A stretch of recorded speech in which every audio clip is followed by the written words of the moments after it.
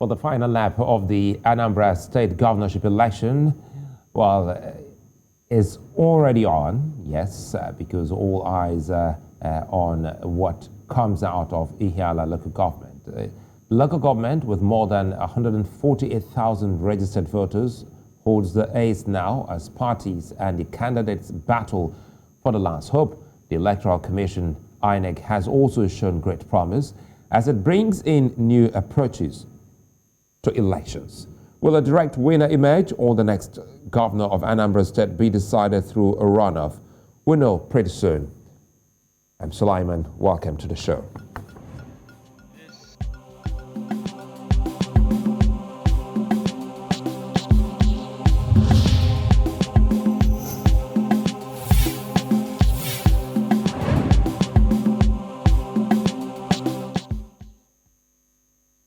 After results from 20 local governments of the 21 in Anambra State in Nigeria's southeast region, election in the last council holds the initiative. Now, this election is expected to help INEC gain an insight into the conduct of future elections.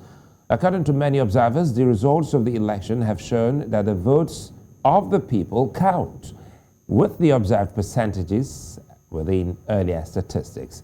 Transportation of election materials and incoherence by electoral officials were, however, problems that were encountered during the election. Software issues in the BVAS were also recorded, with many voters not accredited digitally. Vote buying was alleged in some quarters, but overall, there was enough to be positive about. Joining me to unpack this on the program today, I'm joined by Achike, Chude, who's a public affairs analyst and civil society activist, and Anthonia, Onda, who's a program officer with YIAGA Africa, and pretty much later, News Central's in-house African affairs analyst Abdul Latif Ahmed will join me to still look into the dynamics of today. Achike and Anthonia, good to see you on the show. Quickly, let's start with you, Anthonia. YIAGA was an election observer at the this particular election. So what do you think of it on a general scale of things? Okay. Good evening, and thank you for having me. Can you hear me? Absolutely fine. Yeah, so YIAGA Africa deployed observer to observe the election, and there are two major things that characterize the elections of Anambra State that is still ongoing. So one of the issue is the issue of security. The security of the state. In the build up to the election, we understand that the secessionist group put a notice that nobody should come out for the election and nobody should participate in the process, of which brought a lot of fear and tension in the state. So it's one of the reasons that really influence or affect the process. You could see on election day that a lot of people were afraid to come out to participate. But in as much as the fear was there, I still commend the people of Anambra State because they still made a very good effort in as much as we had the odds and everything. But another major issue also that affect this process is that of the electoral management body, that is the INEC. There are several things that they did. First is the issue of logistics.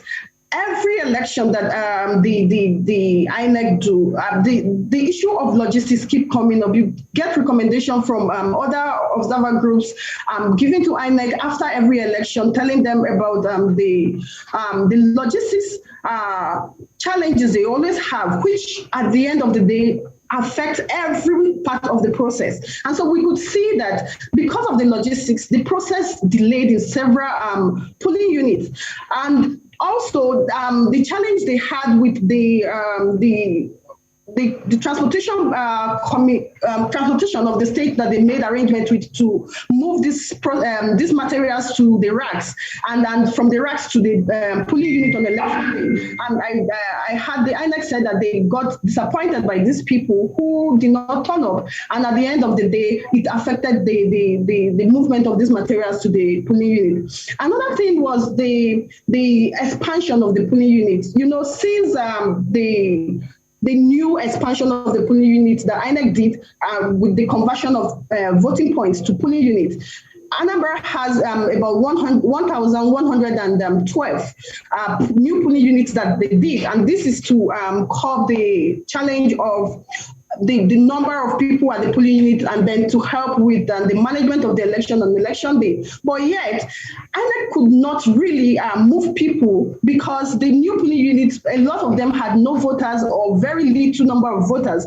And the people at the old polling unit still were plenty, and in the sense that they were not moved from from the polling unit that they were, or reduced from the polling unit that had those numbers of registered voters that caused the that is the main reason why we had this the expansion of the polling unit in the first place. So we had polling units who have about 3,000 voters in the polling unit. So you could see that the essence of having the polling unit being expanded did not really work out in Anambra State. Maybe it's because a minute here, Anthonia, just let me come in here. Apologies, and I hope you don't lose your train of thoughts. You started off by telling us what your group observed in Anambra. Let me bring in Achike here. Achike, good to see you, and thankfully you have monitored series of elections in Nigeria, and this again should be one that you should also be able to tell us. Let's start by looking at security. Prior to this election, there were great concern by Nigerians on the issue of security, whether this election will hold or not. Tell us, 48 hours before that election, the separatist group IBOP,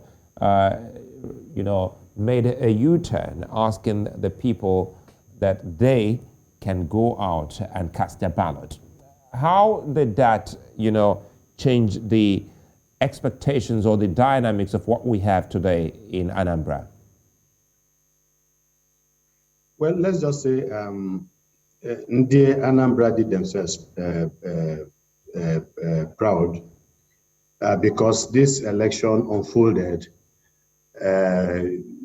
following the series of security breaches in the southeast, especially Anambra State. And so, of course, fear-mongering became rife, especially after the killing of Professor Achike.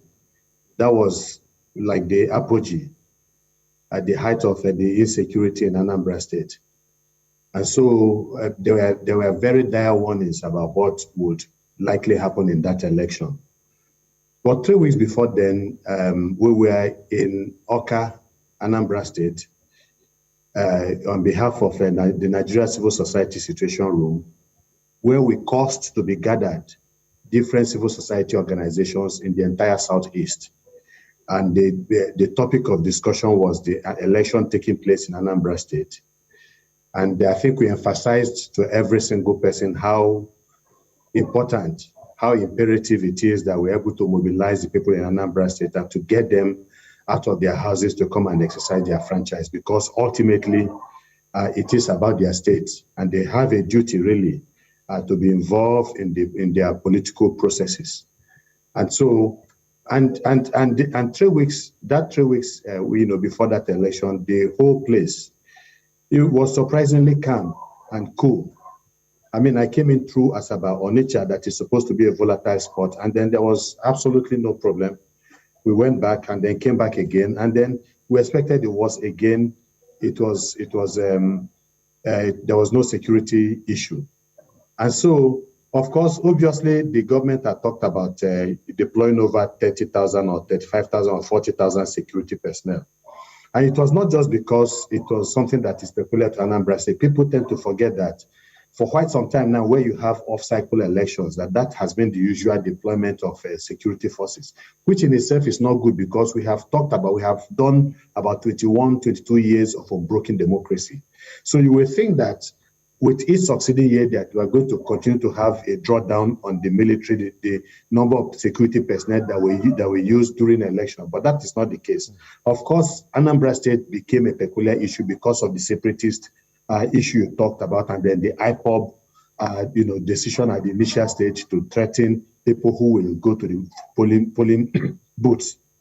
24 hours before then, they rescinded that decision, which was very, very good in itself, because we cannot right now say that, look, if they had not rescinded that decision, that the people that turned up would not have turned up or would have turned up. We are not exactly sure of that. But what I know is that it helped in a way. Yeah. Again, let me come in here. Before I come back to you, Anthonia, let me quickly take on Achike on this, because many Nigerians and Africans watching may have missed the effort by civil societies. You just told the world what civil societies did in Nigeria's southeast. Tell us more. How was the reception, having gathered all civil societies around Nigeria's southeast to ensure that they speak to the people, specifically the people of Anambra State? Were they ultimately enthusiastic, about, your meeting with them, ensuring and also assuring them of the need for them to exercise their franchise on this election? Was held in a very tense atmosphere. Obviously, people were actually worried about the threat, issued by IPOB. And in fact, one of the women who first spoke, it was a woman that first spoke, was asking the convener of the Nigeria Society Situation Room to guarantee her safety. And she, very good response. She told her that even she herself is not even sure of her safety, not because of Anambra State, but because in general, nobody controls all the variables of life. But that the reality is that we are all here to do a duty to our country and to the state. And that should be the mindset going into this election. And that we are the ones that are supposed to be leading the way for the rest of civil society, for the rest of the citizens of Anambra State. So if we show much trepidation and reluctance to do what we need to do, then how is it now going to turn negatively on the remaining, on the rest of the citizens of Anambra State? So it was with that mindset that we went into that deliberation, and immediately we finished Anambra State. And like I told you, everything was peaceful. I went back through Onitsha to Asaba, and there was no problem. Of course, you know how volatile Onitsha could be. And then we went to Abuja straight from that meeting to meet with the State Electoral Commissioner in Abuja, who also talked about the challenges of the election, but that they were also on top of the game, and that they believed that they were going to deliver a credible election. So these were things that happened. But let me just say this again on the issue of security.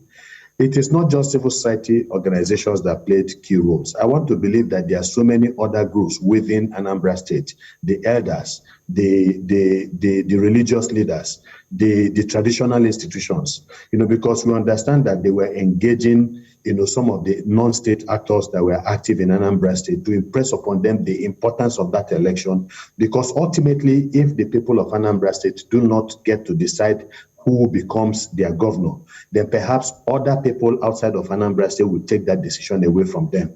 And then that would be an outcome that nobody would want. And so I think all of these things played out. In ensuring it's not just the issue of the police. Yes, it is good that the security was heavy.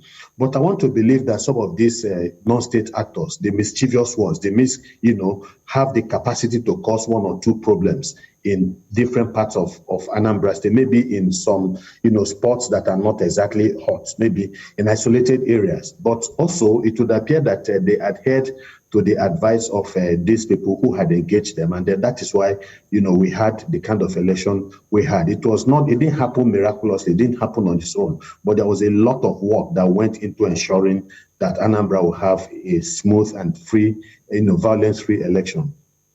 I'll come back to you, Achike, because so that we can also look at the conduct of the people. You did say it's a big plus for the people of Anambra, who they call the Indie Anambra. We'll come back to that. Anthonia, let me come back to you because we understand your group, YIAGA Africa, has done creditably well there. Perhaps there are some key concerns observed by your group. There were allegations of vote buying, and also the conduct of INEC in that election, especially using the bimodal voter accreditation system, which they call the BVAS, also was a big headache for the people. Let us in on what you were able to collate, your group. Did you capture any of these complaints about vote buying? There were pockets of reports from our observers with regards to vote buying in just very few places where observers reported that they brought money to the polling unit and were sharing for people at the polling unit, but just very few places. Talking about the beavers, we were very happy when we had the INEC talk about the beavers and what the technology would do, considering the advancement in elections and everything. So we thought that is a step further from that of the card reader because of the challenges we used to have with card readers. But unfortunately, we saw a lot of challenges in respect to people who handle the beavers, and also the beavers itself malfunction in several of the locations that our observers reported from. You could see, because of the security challenges, a lot of the INEC officials or ad hoc officials who were already trained to carry out this process dropped out on the way. And I felt like the INEC maybe had to get people in haste to carry out this process, which may also lead to the challenge that they had, because in some places it seems like the officials could not manipulate the device, and the device malfunctioned, and some places they were not able to capture the fingerprint and the facial recognition. And so I think it may be because it's one of the major elections that INEC is deploying this device. Because the last by-election that they conducted, they used it, though it was a smaller election. This is a bigger one, and I think INEC should also consider, when deploying a new technology for a very big election like that of Anambra State, they should be able to make sure that the device are well tested and have backups on election day to take to these locations when anyone have issues, because some of the polling unit, the process had to stop, and then it takes a long time before the beavers was fixed and also replaced in some places, which a lot of people were tired. A lot of the voters at the polling unit were tired. They had to go home, and I feel it disenfranchised the citizens of Anambra State who were willing to participate. And the process also went into the night because of the late commencement due to the malfunctioning of beavers. So those were some of the reports we got from our. Okay, let me quickly go back to Achike. Achike, it comes back to some of the key things. First, Nigerians are watching people that have been so patient. The Anambra people were stretched beyond limit, and people were amazed that nothing untoward eventually happened. Now, let's talk about INEC and its preparation, the BVAS. That's another one. First, it used to be the other smaller device, and this is supposed to be a device that can unify every other aspect of accreditation leading up to the actual voting. Was it a gamble? Would you say it was a gamble by INEC going to the election with this device? No, I do not think it was a gamble. Don't forget that the people at INEC have been there for some time. This is not the biggest election they have organized. And they have been using technology. The smart card reader was an upgrade of what they used to have before. And so they also want to believe that they also did an analysis of their state of readiness, and they said that they were ready to go. So we cannot afford to provide excuses for them. If there are failings in the field, then they must take responsibility for those ones, even though we will take into consideration the peculiar situation of Anambra State as a place that had, security-related issues. But we see that security was the least of the problems that INEC had in Anambra State. Of course, security personnel were deployed heavily, and they were exceedingly very courteous, and professional. We came across some of them, and they were quite nice, and they were surprisingly so. Apart from, if you remember what the kind of stories we have been, hearing. But we also understand that it would appear not exactly very sure that every single beaver machine that was brought to Anambra State was tested before that election. This is the information that we are getting from some other sources. And so they quickly deploy them because some had worked, and then so they deployed them, and then that's why we had the kind of problem we have. In fact, our observers deployed to the field across 17 local governments in Anambra State reported about a 57% failure of the beavers machine across the 17 local governments. And of course, when these failures, though we know that eventually INEC, once some of these failures were reported to them, they sent technicians to those places to rectify them. Or by then, of course, damage had already been done. But beyond the issue of even the beavers, there is one area that a lot of people are not talking about, and that is the issue of the PVCs. The voters' cards. About 77,000 of them had been prepared. People who had newly, registered, to participate in the election.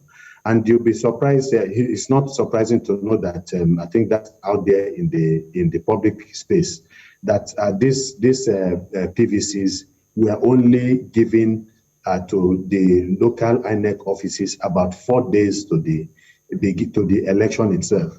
In fact, one of the INEC officials was saying when we spoke with him, he said if it had arrived about a month before the election, it would have been easier for them to distribute it. Of course, obviously, I believe very strongly that there is no way INEC would have been able to distribute even up to 5% of the new voters' cards that came in. So what that implied is serious disenfranchisement of people who would have wanted to collect those cards. So I don't know what was responsible for that, because the date for this election had been fixed by INEC. So why they will wait for 4 days before the election to send these voters' cards to their offices is something that is beyond me. So these are also some of the issues. But I must say that perhaps as a positive for INEC, people with disabilities has always been an issue that a lot of people have been involved in, especially civil society organizations.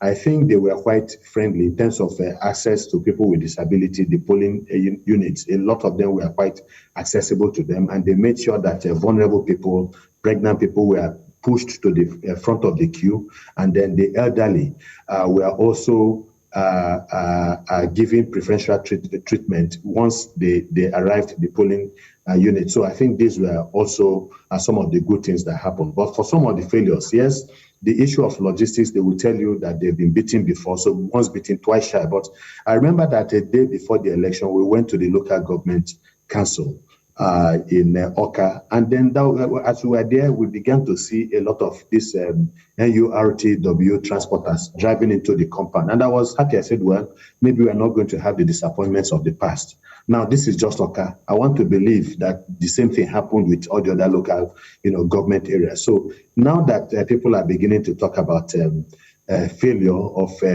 these vehicles to move materials and the ad hoc staff, I don't know much about that, perhaps in a few places, but I want to believe that a lot of the members of the NURTW cooperated fully with INEC, because I was privy to, I saw some of the vehicles that they had deployed for that purpose at the local government council. Well, I'll come back to you so that we can expatiate more on those that were disenfranchised. And it might also be that, excuse me, some of those would be first-time voters. If you say that those PVCs, those permanent voter cards, were not distributed. Let's come back to you, Anthonia. I'm trying to look at what YIAGA Africa has actually done, and speaking of which election logistics. And your group observed that the distribution indicates that 60% of the polling units in Anambra Central Senatorial District and 57% of polling units in Anambra North commenced accreditation and voting by 10 a.m., while in Anambra South Senatorial District, only 29% of polling units commenced accreditation and voting also by 10 a.m. Take us through what your organization was able, what YIAGA Africa was able to gather concerning logistics for the Anambra election. Thank you. Thank you very much. So for us, it was very easy for us to get this data because of the method of observation that we deploy. So we had people who were deployed to the polling unit very early. So they were there before 7:30 a.m. And so because INEC has said that the process will start by 8:30, so it is expected that they will get to the polling unit before 8:30 to start their setup and everything before the accreditation and voting start at 8:30. So while they were there, they sent messages to us and that we collected through our platform, and it shows that a lot of the polling units, like you said, at different times and in different locations, they had different percentage of polling units who opened on time. Not even most of the polling units on election, they opened at noon, and this is mostly because of the logistics issue they had. They said that is because the money that they already paid the money to the transport company who at the dying minute disappointed them, and this has always been a recurring challenge that INEC have. So at this point, they keep coming back with challenges that they already know they will have without having a contingency plan to avert these challenges. And so we also follow up with the distribution of the materials to the RAC, which is already very close to the polling unit, but yet they still have these issues. And so for us at YIAGA Africa, we do not just observe our elections to just give recommendations, but we also try to follow up with the INEC to see how they'll be able to leverage on this recommendation given to them so that they will do something different for the next election, but it keeps reoccurring. And so for Anambra, we understand the challenge of the insecurity that people backed out at the last point, but it is not an excuse of which it caused a lot of challenges that made a lot of people disenfranchised and were not able to participate in the process. So for us, the reports from the observers that we aggregated shows that there was poor deployment of the facility, of the materials, and deployment of the INEC ad hoc staff that also affect the outcome of the election on Saturday. All right, we'll take a moment. When we come back, Achike and Anthonia will help us look into the future. We'll just quickly touch on some of those key issues raised, especially with would-be first-time voters, and also what is expected out of Ihiala and how this will pan into Nigeria's next big election in 2023. That's when we return. Stay with us.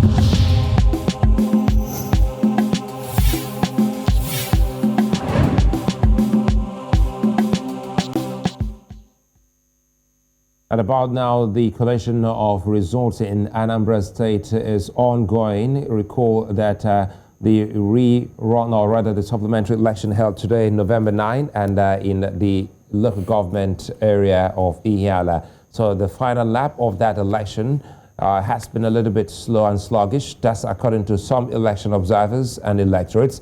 Reports of the army stopping some party officials from entering Ihiala local government area were also received, and the Senate also passed the Electoral Act amendment and approved the electronic transmission of results. Now, this is seen as a move in the right direction by many Nigerians. While electronic transmission may be coming too early in Anambra, the state is a perfect dress rehearsal for the future of elections in Nigeria. I still have with me Achike, Chude, and Anthonia Onda on the show. And now joined by News Central's in-house African Affairs analyst, Abdul-Latif Ahmed. Abdul-Latif, good to see you, and thanks for your time. Thank you for having me. Quickly, give us an overview of this election. Presently, we understand that the collation of results are ongoing in the state. Yeah, so generally, the elections in Anambra has been generally peaceful.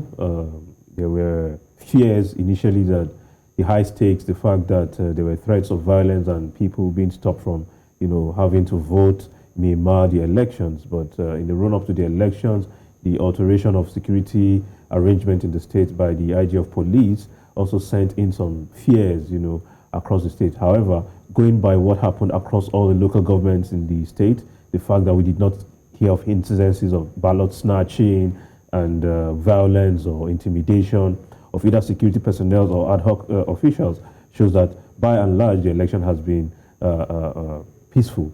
And that is something to commend those who participated in the elections, including the parties, as the case may be.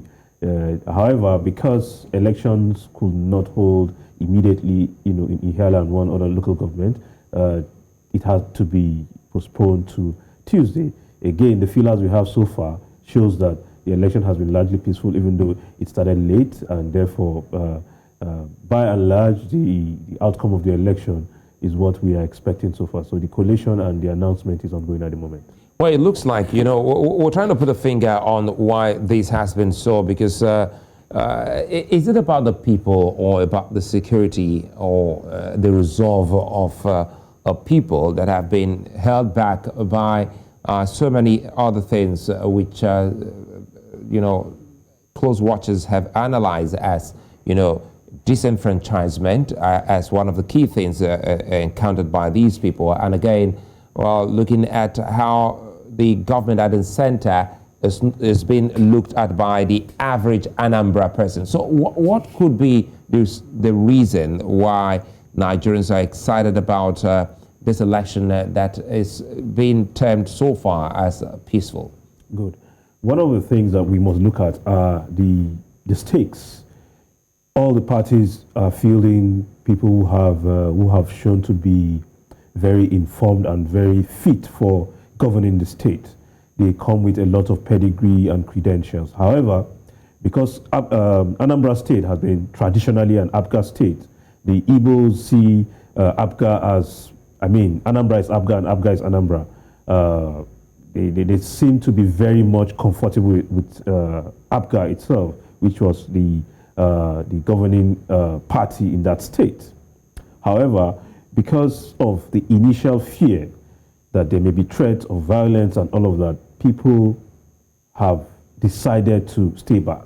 However, the reassurances from the federal government, without interfering on the conduct of the elections, by deploying, enough security apparatus in the state, urged a lot of people to come out. They realized that they can actually come out and exercise their franchise without being disrupted. Again, Anambra is one of the most enlightened states in the southeast. So you have a lot of people who understand that whatever happens in this state of theirs will largely depend on what they do.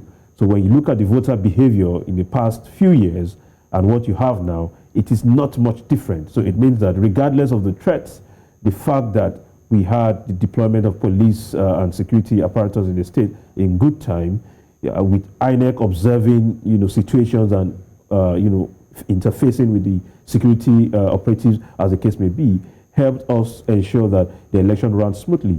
You know, regardless of that, we had issues with the machines malfunctioning and all of that, you know, at the initial stages, starting elections a little late, which I'm thinking by now we should have been able to do something about it. We should be able to start when we need to start.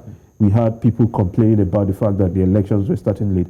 Sometimes when you start elections late, you may fall into some crisis because you're unable to round up in good time and unable to release results in good time, and it opens the window for people who may want to cause a crisis or want to intercept ad hoc officials, as the case may be. Okay, Abdulatif, just give me a moment. Let me quickly bring in Achike here. Achike, it was you who started off by saying that, well, kudos should go to the Anambra people. And I just asked Abdulatif, and he's also put in his, trophy on the Anambra people. Let's talk about the dynamics. What could be the reason? Because Nigerians should have a thing to learn about this resilience, the resolve of a people against violence in an election. Yeah, well, we know that Anambra has always been a very peaceful state, and the Southeast has always been a very peaceful region.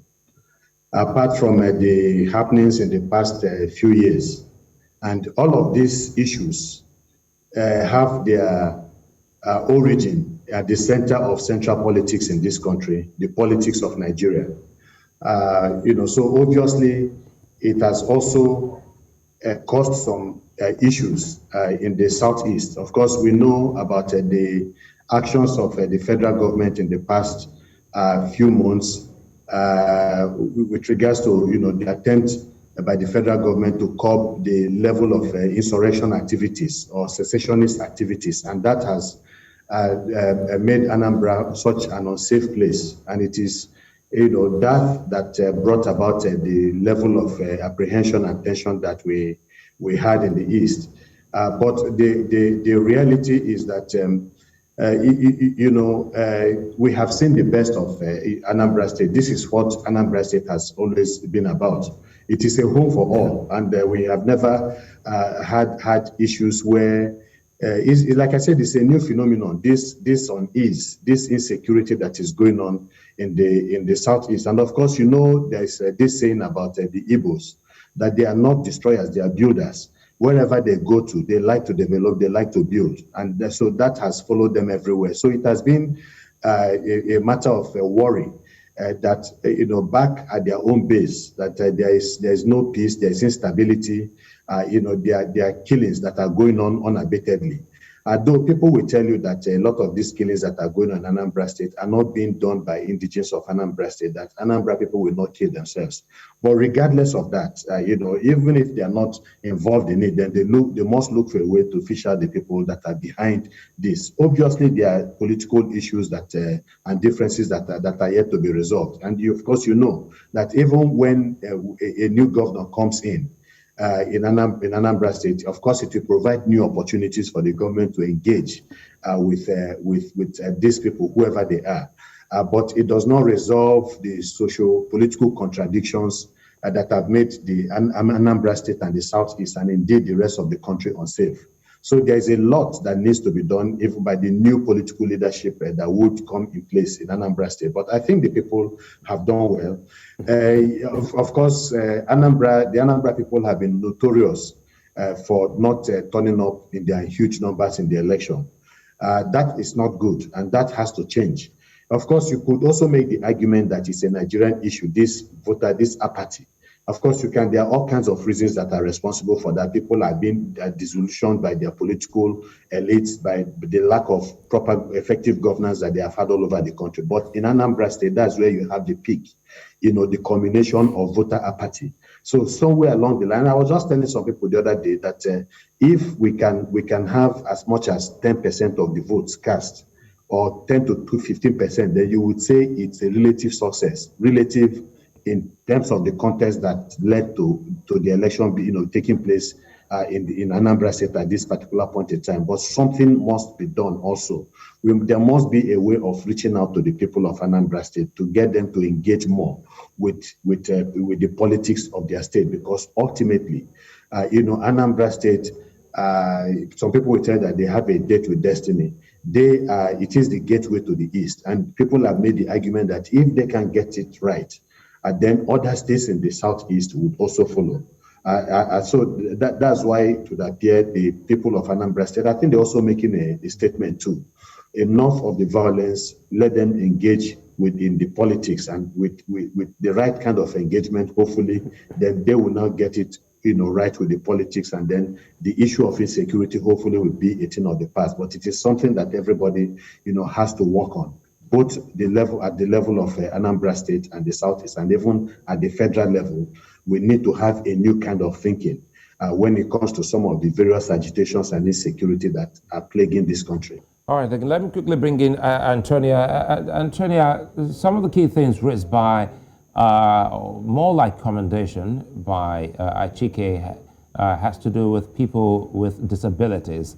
What about women? Because in Nigeria, there's been, history of women being, harassed, and of course, especially violence against women. Did YIAGA record any of such incident in this particular election? The basic aspect of women in the observation that we looked out for was in women participation, and we also tracked if women are being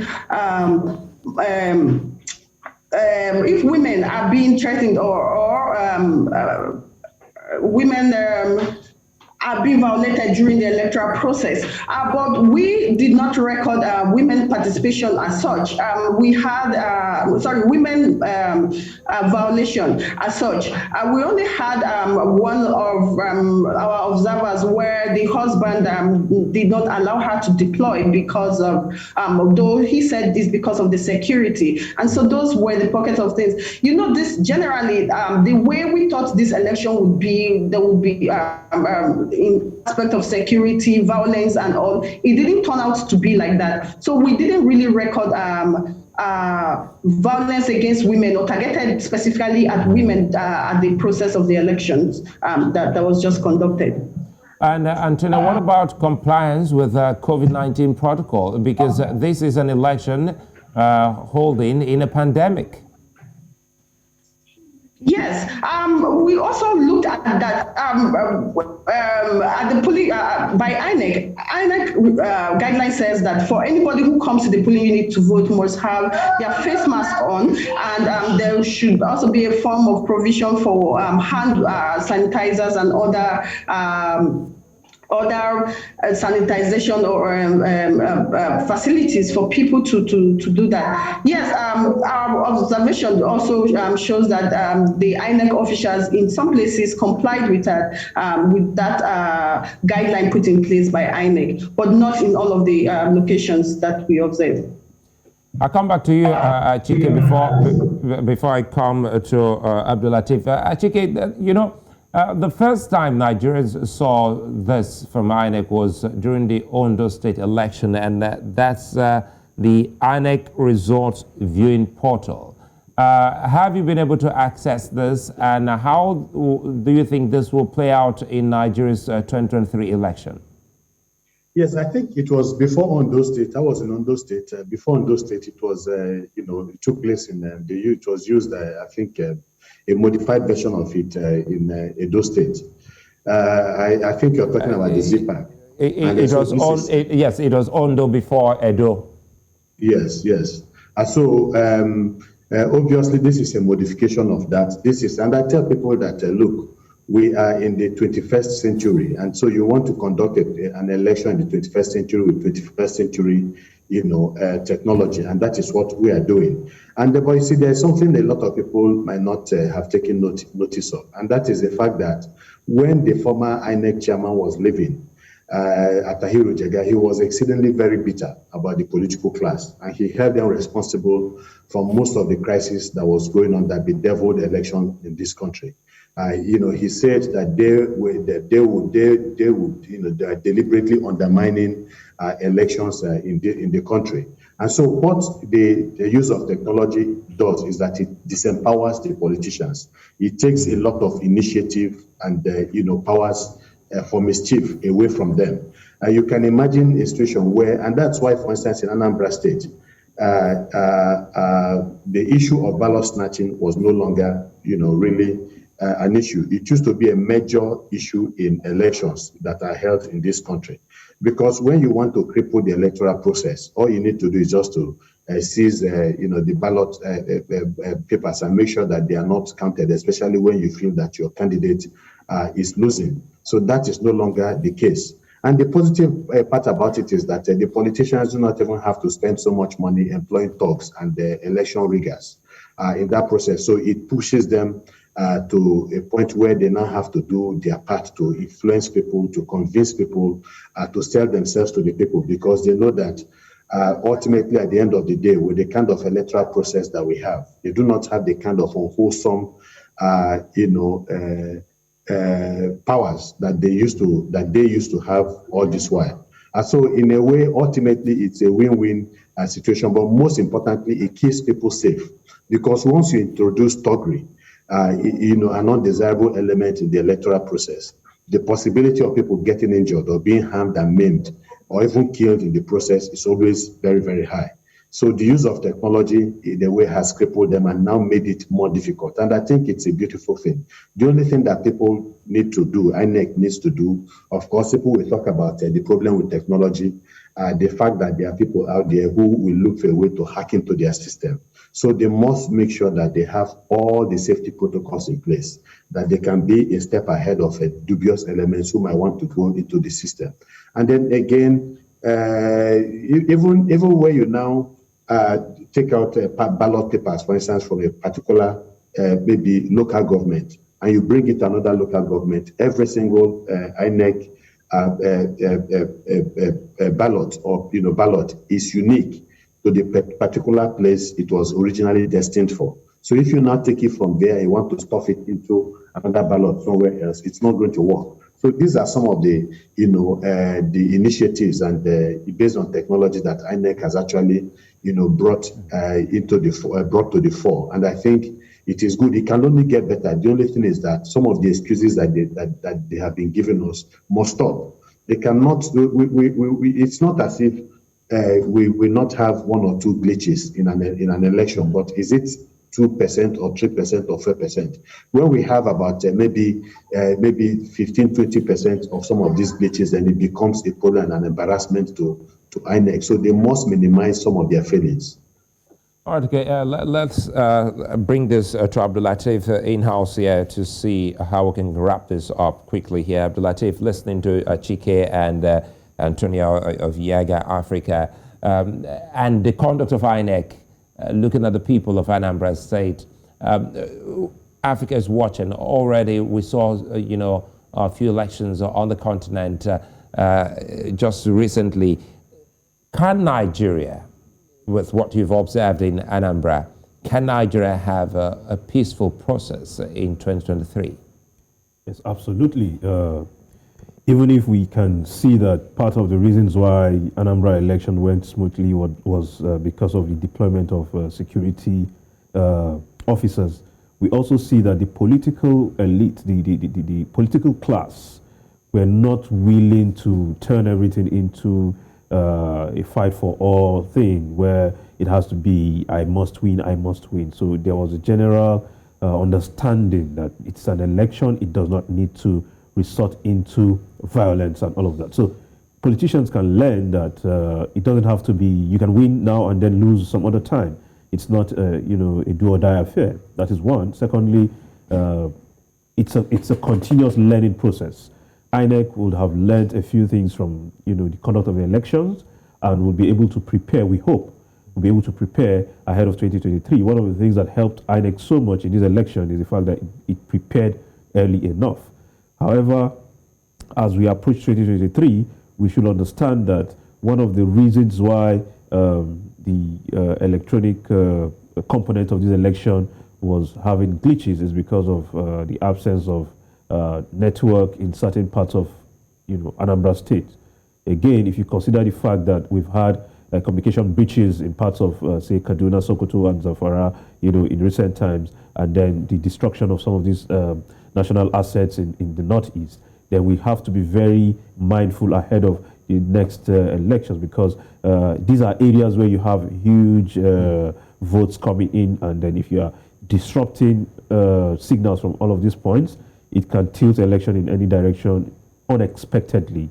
When somebody feels that he's winning and then all of a sudden something happens, then it may be a recipe for disaster.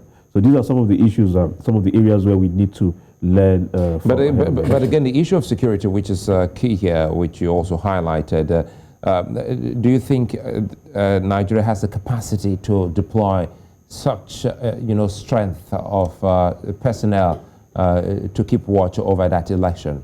So that's another thing. So while we used to believe that it has to be by deployment of men, of course, we know that we are understaffed in terms of the security, the number of personnel we have across the country. We should do more of technology. There are times that you need not to be there physically. You have heard from some observers that there are voting centers, polling units where there were no policemen at all. I'm very sure that it was strategic, it was intentional, that unless you allow people to freely move around, there are times that you do not need to be physically present. There may be signals that you can take from certain locations or unclothed men who can give you signals and give you hints as to if you need to deploy arms or be more physically present in certain locations. So we should do more of technology, knowing fully well that we cannot employ the number of personnel we need to man the elections across the country. Well, many thanks for your time, Abdul Latif Ahmed, our in-house African Affairs Analyst. And of course, Achike, Chude, good to see you again. Thanks for your time. And of course, Anthonia, Onda, many thanks. We're hoping that the Anambra example will be bought by all Nigerians, specifically politicians and the electoral umpire and even security agents. In some hours' time, the winner of that election will be declared and a new journey will begin for the people of Anambra, otherwise called Indi Anambra. More importantly, it's a new test of governance, the quality of people's choices, and the fate of the state. Many thanks again for being such nice company. I'm Sulaiman. See you again.